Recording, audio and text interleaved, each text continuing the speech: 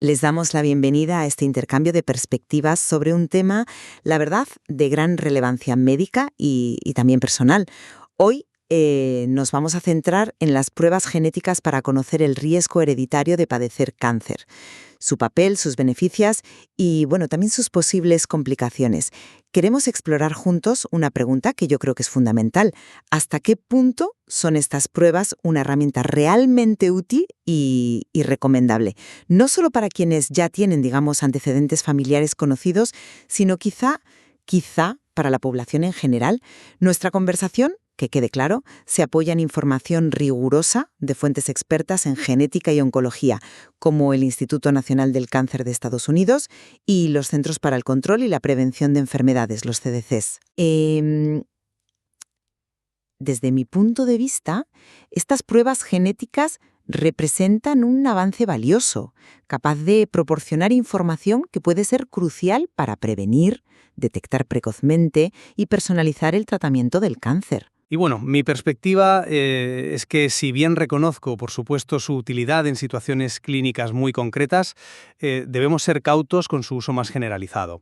Creo que este puede generar una ansiedad considerable, dar pie a interpretaciones erróneas de los resultados y potencialmente desviar la atención de factores de riesgo mucho más prevalentes y sobre los que sí podemos actuar, como el estilo de vida, porque no debemos olvidar que la inmensa mayoría de los tumores no tienen una causa hereditaria directa. Para situar correctamente la cuestión, me parece importante recordar que el cáncer es, en su raíz, una enfermedad genética.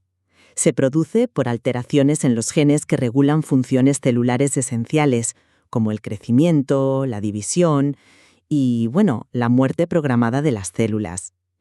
Estas alteraciones pueden surgir como errores, digamos, fortuitos durante la división celular, ser consecuencia de daños ambientales, el tabaco, la exposición solar excesiva, ciertos virus como el del papiloma humano, el VPH, o, efectivamente, pueden ser heredadas de nuestros progenitores.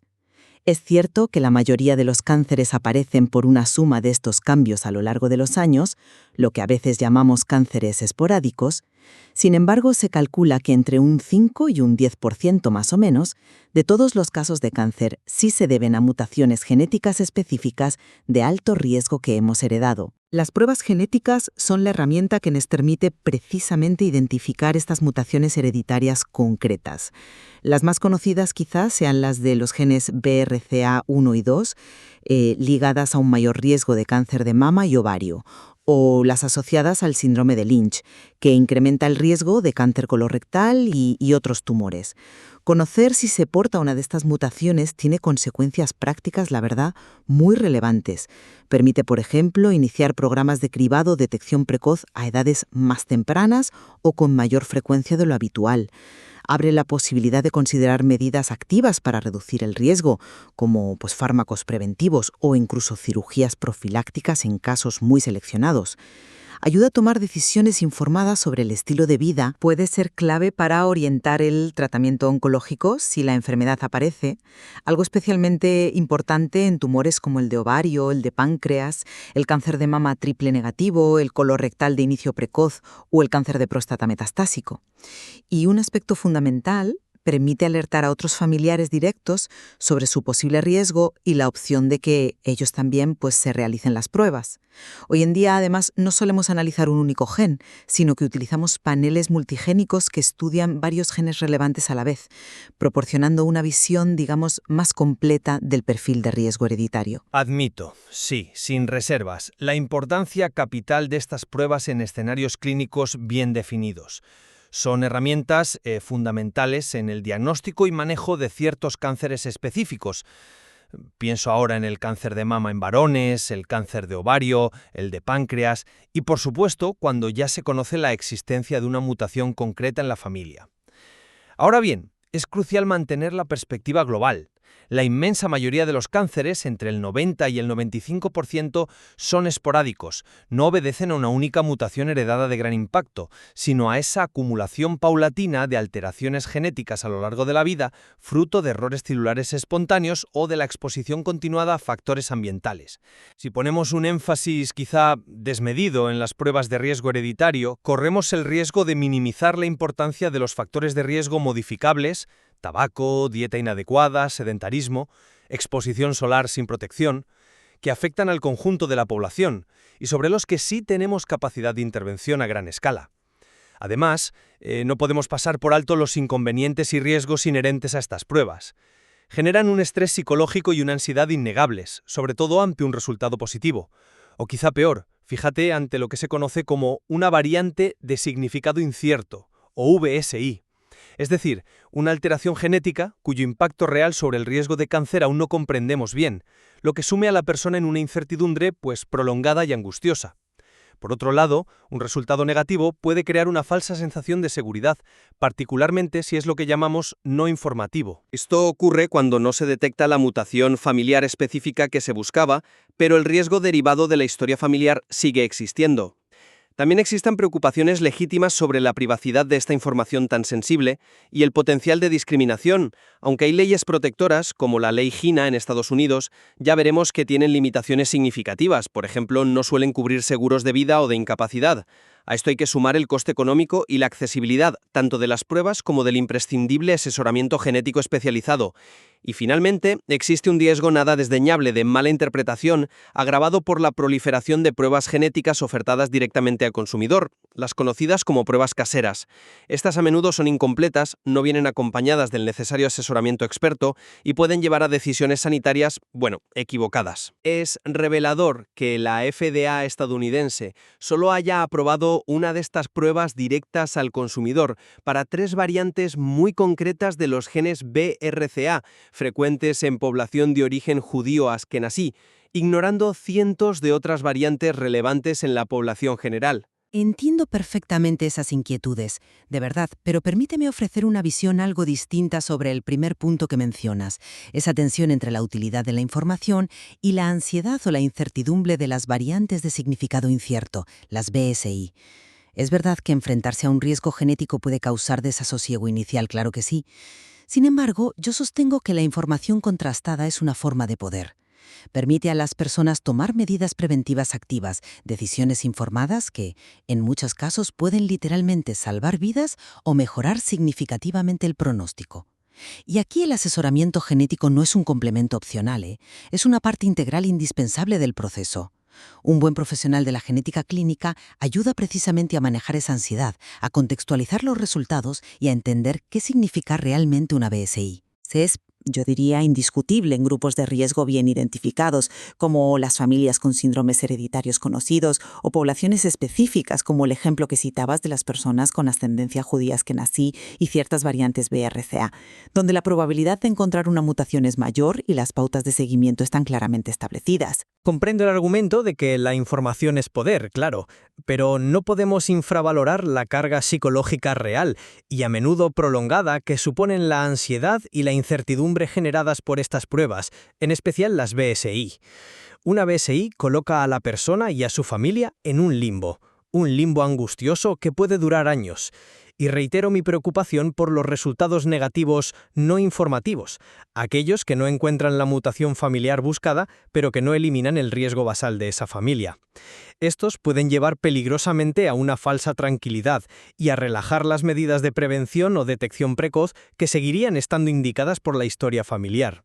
Por eso, insisto en la necesidad de centrar el uso de estas pruebas en aquellos casos donde existen una justificación clínica sólida, basada en antecedentes personales o familiares bien documentados y evaluados por un profesional sanitario. No deberíamos promover, creo yo, su uso indiscriminado impulsado por la simple curiosidad, la presión social o el marketing agresivo de algunas compañías. Las limitaciones de las pruebas directas al consumidor, que a menudo eluden el filtro esencial del asesoramiento experto, son un ejemplo paradigmático de cómo se pueden multiplicar los riesgos de mala interpretación, ansiedad innecesaria o, como decía, una peligrosa falsa seguridad. Pero me surge una pregunta directa. ¿Qué poder real otorga la información cuando te enfrentas a una BSI que ni siquiera los expertos saben interpretar con certeza en ese momento? Es una pregunta muy pertinente, sí, que subraya la complejidad del asunto. El poder en el caso de una VSI reside, yo creo, en entender precisamente la incertidumbre, en saber que no es un diagnóstico sino una zona gris, y en seguir las recomendaciones de seguimiento basadas en el historial familiar y otros factores de riesgo, mientras se espera a que la ciencia aporte más claridad sobre esa variante específica. No es una respuesta fácil, lo admito, y esto nos lleva directamente a la siguiente cuestión clave. ¿Quién debería entonces someterse a estas pruebas para que el beneficio potencial supere claramente estos riesgos e incertidumbres? Aquí, las guías de práctica clínica, basadas en la evidencia acumulada, nos ofrecen una orientación bastante clara.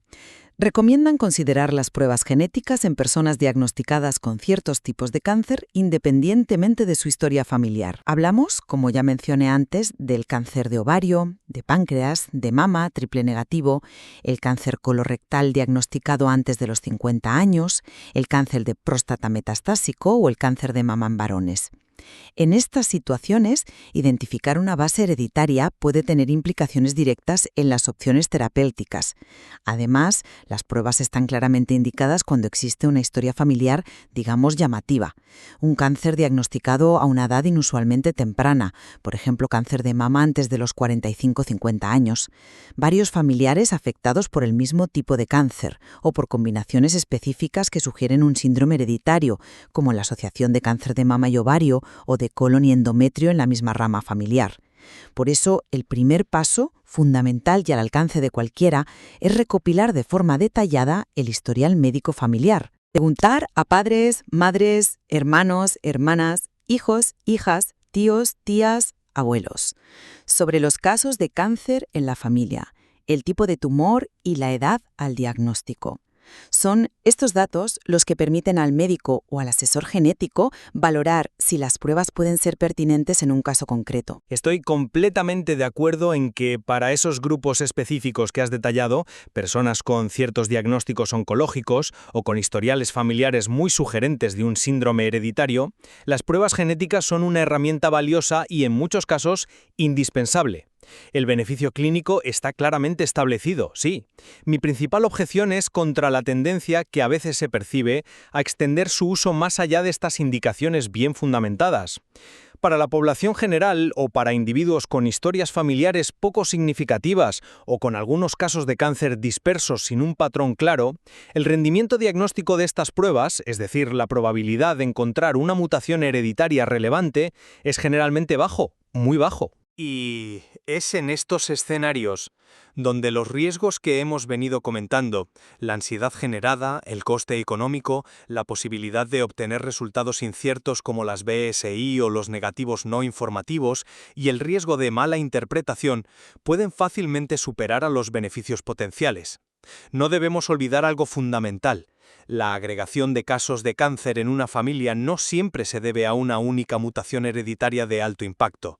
A menudo puede explicarse por la exposición compartida a factores ambientales, por ejemplo, vivir en una zona con alta contaminación, por estilos de vida similares, dietas poco saludables, tabaquismo familiar o simplemente por la acumulación de cánceres comunes debido al puro azar en familias numerosas. El mensaje primordial sobre la prevención del cáncer, centrado en hábitos de vida saludables y en los programas de cribado poblacional establecidos, no debe quedar diluido por un enfoque excesivo en la genética hereditaria, que, repito, solo explica una minoría de los casos. Precisamente esa preocupación por el manejo de información tan sensible, incluso en los casos justificados, nos lleva al siguiente punto crucial: la privacidad de los datos genéticos y el temor a la discriminación.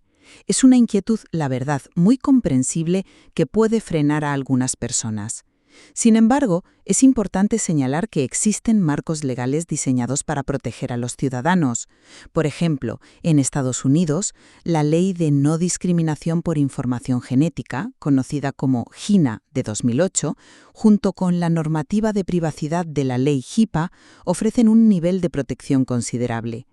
GINA, en particular, prohíbe que la mayoría de los seguros de salud y los empleadores utilicen la información genética para tomar decisiones discriminatorias, como negar la cobertura sanitaria, ajustar las primas o despedir a un empleado basándose en su predisposición genética a una enfermedad. Sí, existen esas protecciones, pero es fundamental ser precisos sobre su alcance y sus limitaciones. La ley GINA estadounidense, que pones como ejemplo, tiene excepciones muy notables. Crucialmente, no se aplica a los seguros de vida, ni a los seguros de incapacidad o invalidez, ni a los seguros de dependencia o cuidados a largo plazo. Tampoco cubre a ciertos grupos como los militares. Y aunque GINA es una ley específica de Estados Unidos, plantea el tipo de dilema sobre protección de datos y discriminación en seguros que son absolutamente relevantes y se debaten intensamente también en Europa y en España, aunque bajo marcos normativos diferentes como el Reglamento General de Protección de Datos, el RGPD. Las lagunas específicas en la protección, sobre todo en seguros de vida o invalidez, pueden variar, pero la preocupación subyacente es, yo diría, universal. La protección, por tanto, no es total. Además, persiste la inquietud sobre la privacidad de los datos genéticos en sí mismos, especialmente cuando se comparten con compañías privadas de pruebas directas al consumidor, cuyas políticas de uso, almacenamiento y compartición de datos pueden ser poco transparentes o cambiar con el tiempo.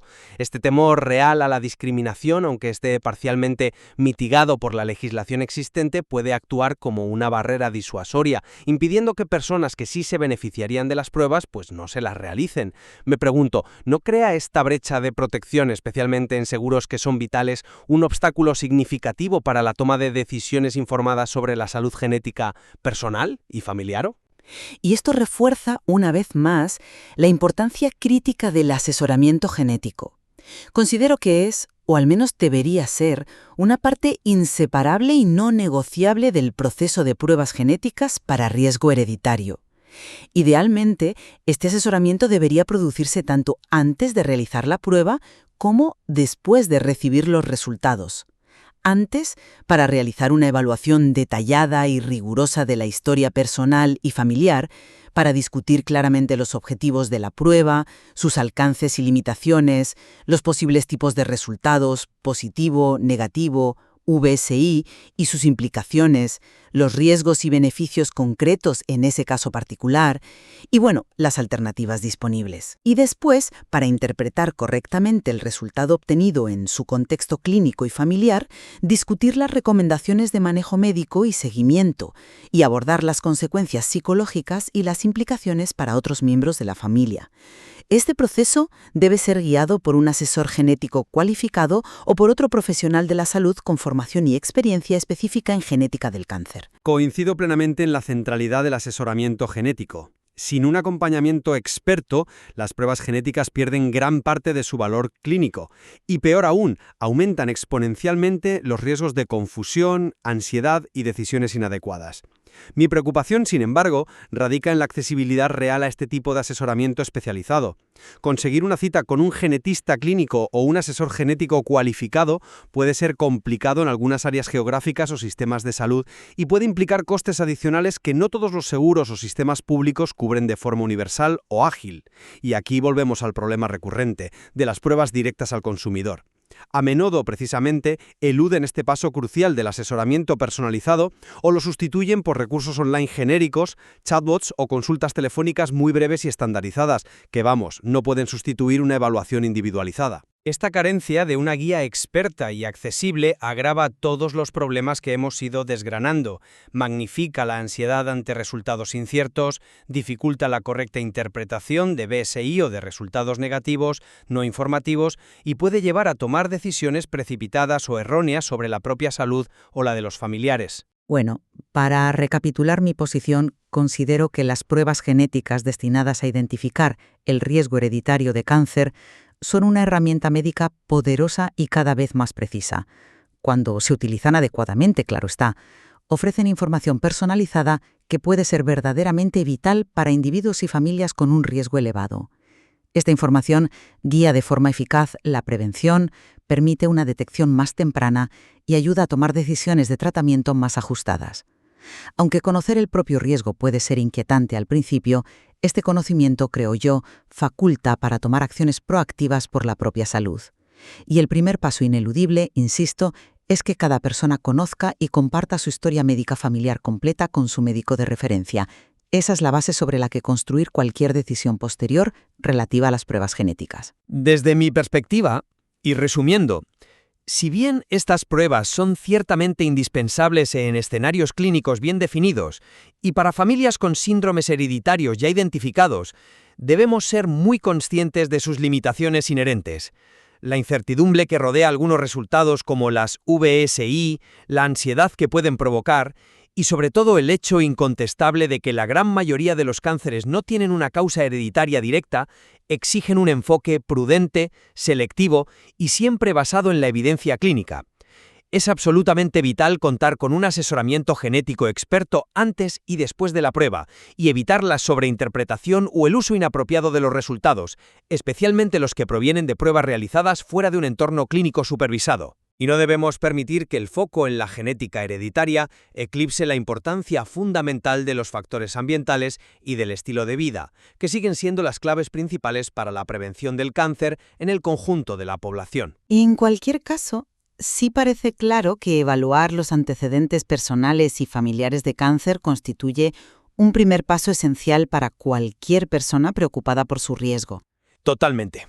Y dialogar abiertamente sobre esas preocupaciones, las distintas opciones disponibles y las posibles pruebas genéticas con profesionales de la salud de confianza, incluyendo si es pertinente a especialistas en asesoramiento genético, representa sin duda la mejor vía para navegar la complejidad creciente de la información genética y su relación con el riesgo de cáncer.